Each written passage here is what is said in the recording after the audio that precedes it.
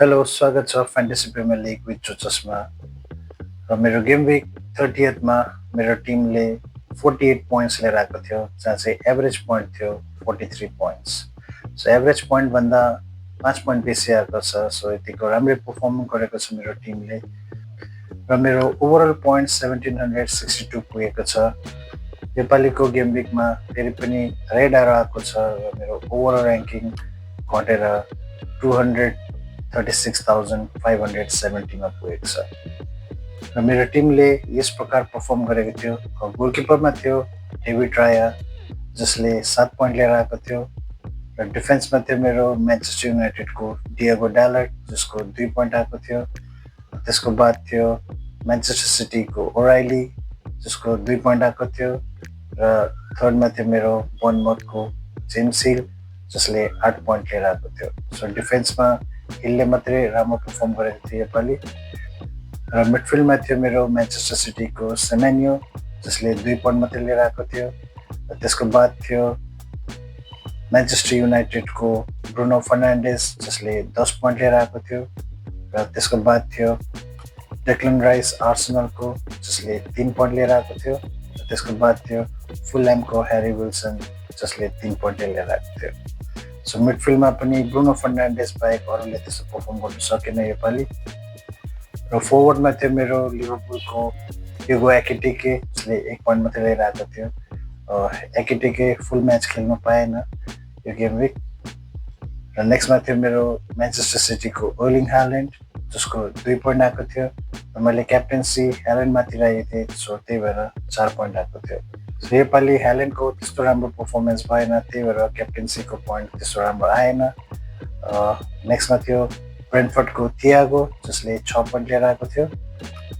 र बेन्चमा थियो गोलकिपरमा डुब्राका, त्यसपछि थियो एन्जो फर्नान्डेस, त्यसपछि थियो कोनाटे, त्यसपछि थियो क्रिस्टल प्यालेसको मुनियोज। सो यस प्रकार पर्फर्म गरेको थियो मेरो गेम विक 30मा मेरो टिमले। सो गेम विक 30मा मेरो टिमले त्यस्तो राम्रो पर्फर्म गर्नु सकेन, केही छैन। गेम विक 31मा फोकस गरौँ अब। सो गेम विक 31मा 4टा टिमको ब्ल्याङ्क गेम विक छ। र मेरो हातमा 2टा फ्री ट्रान्सफर थियो। सो मैले 2टा फ्री ट्रान्सफर युज गरेर क्रिस्टल प्यालेसको मुनियोजलाई ट्रान्सफर आउट गरेर न्युक्यासलको डिफेन्डर मालिक चाउ लिएर आएको छु। र मिडफिल्डमा मैले डेक्लन राइसलाई ट्रान्सफर आउट गरेर एन्थनी गॉर्डन लिएर आएको छु न्युक्यासलको। सो मेरो टिम मैले गेम विक 31को लागि यस प्रकार बनाएको छु। गोलकिपरमा छ बर्नलीको डुब्राका, जो चाहिँ खेल्दैछ फुलह्यामसित अवेमा। डिफेन्समा छ मेरो लिभरपुलको कोनाटे, जो चाहिँ खेल्दैछ ब्राइटन अफ एल्बियनसित अवेमा। त्यसको बाद छ डिएगो डालट म्यान्चेस्टर युनाइटेडको, जो चाहिँ खेल्दैछ बोर्नमथसित अवेमा।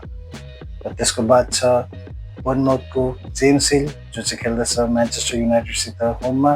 र त्यसको बाद छ न्युक्यासल युनाइटेडको मालिक चाउ, जो चाहिँ खेल्दैछ सन्डरल्यान्डसित होममा। र मिडफिल्डमा छ मेरो न्युक्यासल युनाइटेडको एन्थनी गॉर्डन, जो चाहिँ खेल्दैछ सन्डरल्यान्डसित होममा। र त्यसको बाद छ चेल्सीको एन्जो फर्नान्डेज, जो चाहिँ खेल्दैछ एभर्टनसित अवेमा। र त्यसको बाद छ फुलह्यामको ह्यारी विल्सन, जो चाहिँ खेल्दैछ बर्नलीसित होममा। र त्यसको बाद छ ब्रुनो फर्नान्डेस म्यान्चेस्टर युनाइटेडको, जो चाहिँ खेल्दैछ बोर्नमथसित अवेमा। सो मैले क्याप्टेन्सी ब्रुनो फर्नान्डेस माथि नै राखेको छु। बोर्नमथसित सायद फेरि पनि राम्रो पर्फर्म गर्नेछ।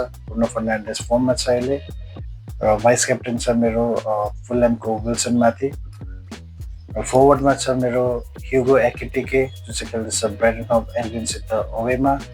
र नेक्स्ट स्ट्राइकर छ मेरो थियागो ब्रेन्टफोर्डको, जो चाहिँ खेल्दैछ लिड्स युनाइटेडसित अवेमा। सो योपालि बेन्चमा मेरो सबै म्यान्चेस्टर सिटीको प्लेयर र किपरमा राया छ, जो चाहिँ खेलेको छैन यो गेम विक। सो यस प्रकार बनाएको छु मैले मेरो गेम विक 31को लागि मेरो टिम। सो होपफुली योपालिको गेम विक राम्रो पर्फर्म गर्नेछ मेरो टिमले। र अब कुरा गरौँ हामी मेरो चोचो स्क्वाडको, जो चाहिँ मेरो बेस्ट प्रेडिक्टेड 11 टिम हुनेछ एभ्री गेम विकको। So Cho Cho स्क्वाडको team game week 31को लागि यस प्रकार बनाएको छु मैले। सो गोलकिपरमा छ मेरो ब्रेन्टफोर्डको क्यालाहा जो चाहिँ खेल्दैछ लिड्स युनाइटेडसित ओवेमा। र डिफेन्समा छ मेरो म्यान्चेस्टर युनाइटेडको डिएगो डालर जो चाहिँ खेल्दैछ बोर्नमथसित ओवेमा। त्यसको बाद छ लिभरपुलको भर्जिल भ्यान डाइक जो चाहिँ खेल्दैछ ब्राइटन हभ एल्बियनसित ओवेमा। र थर्ड डिफेन्डर छ मेरो न्युक्यासल युनाइटेडको मालिक चाउ जो चाहिँ खेल्दैछ सन्डरल्यान्डसित होममा। र मिडफिल्डमा छ मेरो ट्याङ्गो ओटारा ब्रेन्टफोर्डको जो चाहिँ खेल्दैछ लिड्स युनाइटेडसित ओवेमा। त्यसको बाद छ ब्रुनो फर्नान्डेस म्यान्चेस्टर युनाइटेडको जो चाहिँ खेल्दैछ बोर्नमथसित ओवेमा। र त्यसको बाद छ न्युक्यासल युनाइटेडको मिडफिल्डर एन्थनी गॉर्डन जो चाहिँ खेल्दैछ सन्डरल्यान्डसित होममा। र फोर्थ मिडफिल्डमा छ मेरो चेल्सीको पाल्मर जो चाहिँ खेल्दैछ एभर्टनसित ओवेमा। र योपालिको क्याप्टेन्सी मैले पाल्मरमाथि राखेको छु। र फोर्वर्डमा छ मेरो वेस्ट ह्याम युनाइटेडको बोवेन जो चाहिँ खेल्दैछ एस्टन विल्लासित ओवेमा। त्यसको बादमा छ ब्रेन्टफोर्डको थियागो जो चाहिँ खेल्दैछ लिड्स युनाइटेडसित ओवेमा।